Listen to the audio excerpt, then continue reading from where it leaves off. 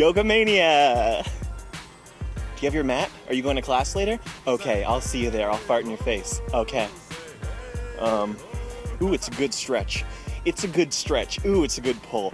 Oh, I disconnected my calf muscle from my leg. I'm feeling a little high right now, so what I have to say you might want to take with a grain of salt. Listen to me at your own risk, but I also feel like I have a point to make. And it's a point that I make time and time again. I'm a preachy guy. What can I say? Ooh. Are those headphones on? What are you listening to? 30 Seconds to Mars? Okay, let's come and talk to me. Oh. Because if you're a 24-year-old woman trying to get your career started, this is the face you want to see in the morning, sweating. Oh. Yikes. I was thinking about what it takes to create stuff, and from time to time, for $1 Million Extreme, I ask people for help animating and illustrating, and there are people who've come and volunteered to do work on the show. So I have, in addition to my own creative experience, I kind of have like a little bit of production experience in that I've seen other people, and also in school, but what I've seen making YouTube videos has actually been more enlightening and in-depth. What I have seen is the creative process, what people do when they're trying to make something, what creative people do when they're trying to make something, and how that goes down and how your personality affects that. For the longest time, I thought that ideas are shit, and a good idea is a piece of shit to be. Next time you come up with a really good idea for the next app that combines social media and shopping, just remember that you just created a nice little piece of shit. Okay? Next time you come up with an idea for an entertainment video hosting website, just remember that you should be proud of yourself because you just made a piece of shit. And that the actual thing, the only thing that means anything is the work you put in, the effort, the horsepower you apply to your problem. And I think this is a possible answer for one possible answer that explains part of the question, why is so much of what we get in the world, whether it be culture, television, music, products, automobiles, why is so much of this stuff that makes it to the big time? You can't in your garage, you cannot come up with a Buick Park Avenue, okay? I don't care how talented you are, you're not going to make this. So the people that get to that upper echelon of prime time, 2.5 Men or whatever, the top, or even not even the top, but just like the middle, people who get anywhere, it's basically how hard they can bang their heads against the wall. This is one partial explanation. How hard can you bang your head against the wall? How many times can someone spit in your face and you'll keep your nose to your desk like this and keep working, scribbling your answers down, your stupid answers, because you're a retard, you're the dumbest kid in class, but you will graduate. And the opposite end of that spectrum that I've seen is the pure creators, the idealists, the free-spirited makers of things. I just don't want to be bothered. I just want to make stuff. This is a lot of the people that volunteer to, how you doing there? Volunteer to create stuff for the channel. I'm making a video of myself talking so I can post it on YouTube later. No, I'm not weird. Have a good one. Peace. No, I'm not a creepy loner with attention problems. You just witnessed a normal person in the year 2011, so keep on chugging.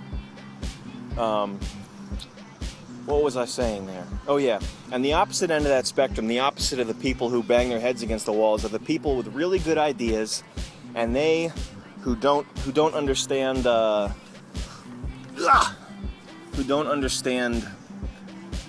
who won't. I guess they do. They probably do understand it, but they won't make that compromise to be a pragmatist, to actually get the shit done. And it's very black and white. I hope to consider. I hope that I have struck a rational balance myself. That I'm in the healthy gray area here. I don't really I don't do much commercial work, and although partially the reason for that is I can't really get any, but I don't think I would do too. I did quit it. I quit a career. I had a decent job that I quit for the show. Anyway, but on the other hand, I don't have these sort of high-minded ideals where if something is not perfect or 100%, I try to get the videos out and in the information flow in the matrix as soon as possible. Hey, no, I can't be here. Okay, all right. You got the Subaru there, huh? I drive one of those myself. My friends all make fun of me. They say I'm a lesbian. That's the top lesbian car right there. For Subaru.com. Oh, yeah. Tell me, what's your owner's experience with the Subaru lesbian here? How does it feel? Do you have do you know what Luna bars are? No.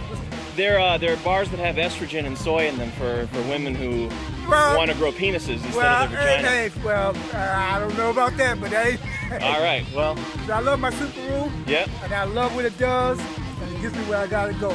I hear you. The last 2 storms here. Yep. I was the only guy on the street out here. Yep. Only one. I made it down, made it safe, made it back, and hey, great car. How about that? That's absolutely right. I feel the same way about mine. I hear you. How many people would you have? I just have one. I just have the one. And it's my last one. Yeah, this is mine. That's what they say. All Subaru wagon drivers have little dicks. Yeah, is that what they say? Yeah, that's what they say. I'm just messing with you. All right, show me your dick. No, man. You too. Thank you. I am funny. Now that's what's called putting a little car salesman on it, and you need to do that. This is something that Nick taught me. I guess I lost my point that I was trying to make a profound point earlier, and I lost it. I don't know what it was, and it probably sucked anyway. But you are an idiot, and you're watching a video online, so you're listening to some guy talk, and it really doesn't matter what I say. You just like my smile. And if my teeth were whiter and and I was a woman, I would have more views. But that's called putting a little car salesman on it. When somebody asks you, "Can I help you?" and they tell you to get off the grass, try to figure out something about human beings. All right? That's an opportunity. If somebody's told me to fuck off to my face, it's an opportunity to learn something about how humans work. Don't take it personally. Oh, what the fuck? Bee. It's a bee. Yeah. Put a little car salesman on it. As if car salesman is an oil that can be bottled and rubbed on your joints to make you more charismatic, which it probably is, actually. All right. Anyway, just to remind you guys again, the Mercedes summer sales event is coming up, and you can own the Mercedes, the perfectly engineered Mercedes of your dreams now for a lower price than you thought you could, but you have to act right now. And you have to be wearing stain-proof Dockers and a Tommy Hilfiger button-up shirt and some Sperry topsiders. And you have to have a miserable love life, but you'll get your Mercedes. That's all.